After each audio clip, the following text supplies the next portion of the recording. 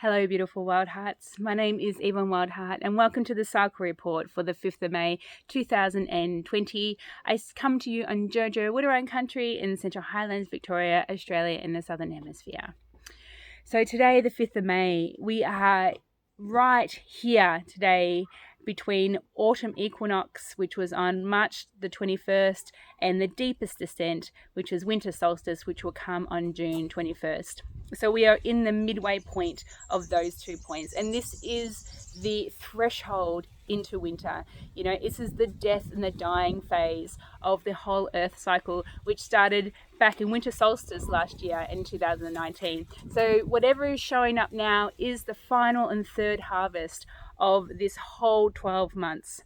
So, pay attention to what's going on, what's arising within you, what is your harvest, is it, whatever, and what is the seeds that you're collecting from your harvest? Think of the pumpkins. The pumpkins are one of the last summer vegetables to be harvested, and within them they hold the seeds that we collect and to plant for next, October. So here this is Witches Halloween, this is Witches New Year, and because it's about the descent into the underworld, this phase, the earth will now dip into the cold inner space. In the Northern Hemisphere, at the moment, they're celebrating Beltane today. So Beltane is the highest point in spring. It's like the peak fertility festival. It represents the point when the egg is about to burst open from the ovary and into the fallopian tubes, and it's all about sacred union and coming together and oneness of all. Whereas here we're about the death and the dying, and it's the departing, and it's the moving away, and and it's also about the inner space, that really deep inner space. And so, you think one informs the other. Fertility informs death. Death informs fertility. It's like a mama giving birth. She's at that point. This would represent this point in the wheel would be transition, and everything comes up at transition and a birth. Stuff that you can't take with you when you reach those deepest, innermost points. Same. So, have a think about what's arising right now. This is the harvest of the whole 12 months. Take notice. And so, and grief, and how important it is to, this is a lot of time when we think of our ancestors and we think of our beloveds who have died, it's a time of expelling grief and hurt and pain out of our bodies, because we don't want to take it down into the deepest point in the inner space in winter. That's when the dreaming happens. The deepest point in winter solstice is all about letting go and the new. It's the death and the new, and the death and the new. It's the rebirth, actually, and it's the cosmic space, and it's the dreaming space. But here, this is the point of letting go. You think of a human leaving their body. It's that moving away and letting go all that no longer serves. This is also the point of, the crone and the old woman and the old man, and, often referred to as the rosehip phase of the life cycle. But, how does the machine, our cultural view on this point in their life cycle is, most of them sticking in homes and just sort of, drugging them up, or, whatever. It's not a phase that's honoured, and it's not seen as a valued point of the machine. Because the machine wants to keep us going, right? It doesn't stop. And so when we actually stop, the machine doesn't like that. And so, when we actually stop to feel our feelings, that's why, most of us have stuff being passed down through the ancestors, through our bodies, because no one's actually been able to deal with any pain or hurt that has just come from one generation to another, and now it's just come, and most of us are dealing with stuff that's not even ours. And, we're not really understanding where it comes from, or, so it's important to this time of the year to let go of that so we can go into the deepness. So going back, so this point is about the hag and the children, the death and the dying, and to honor the death, to really honor this phase. And so Caroline Hillyer, who's written this book, she talks about, on page 16, she asks the questions. But what about the hag years? Who remembers in old age the value of careful preparation? Is it forgotten that rehearsals might be necessary for such an unpredictable journey into the ancientness? Would it not be wise to understudy death?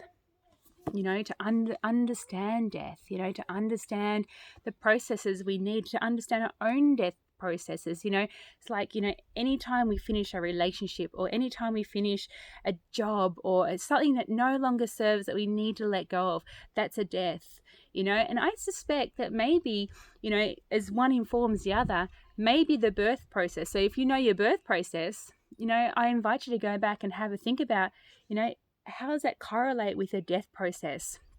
So I feel that one informs the other, right?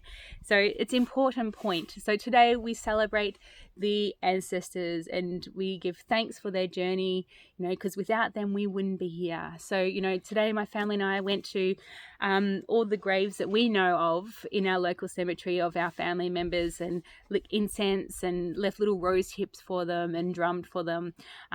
We've done all sorts of honouring this week. It's been, it's quite a big festival for our family because, the value of ancestors and also the ancestors of the land who, previous attendants of the land is important as well. And also the trees. And, I love driving around and seeing the mushrooms, the mushroom rings. And I feel like that's, where a tree once stood, because a lot of the fungi and mushrooms rely on decomposing tree stumps to grow. And so you just see these big rings, like, wow, I wonder if it, that's the outline of an ancient tree that used to, sit there.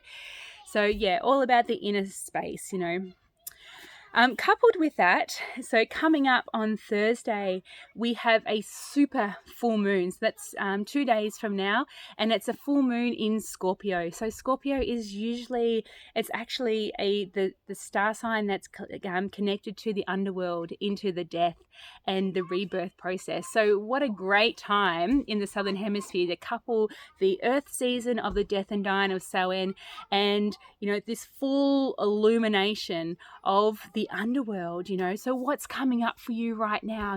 What is it that you want to pluck and bring up into full illumination, so you can look at it and let go of it, so you don't have to take it into the underworld during winter. And underworld's not a scary place. It's, if you're taking stuff in there, it could be, absolutely.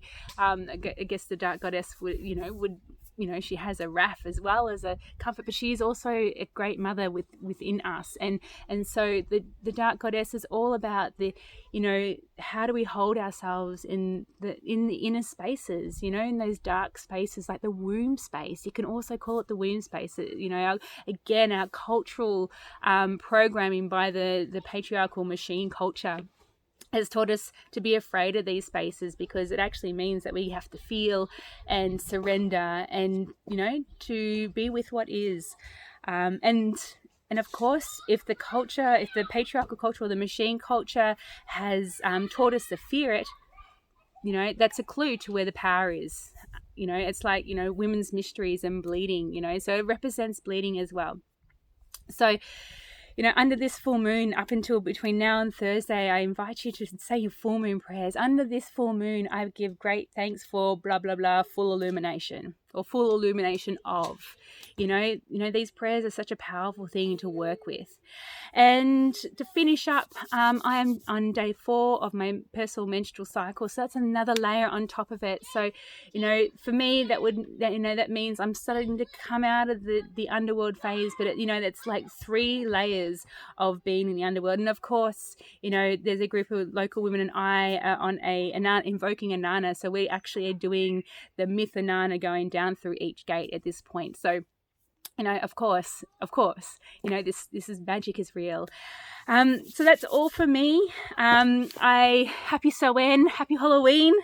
I hope your dying process and letting go is, knowing that you're deeply held. Just a quick note, I do shamanic counselling, and check out my new website, www.yvonnewildheart.com. Links in the thing. So much love from my heart to yours. Thank you for listening. Bye.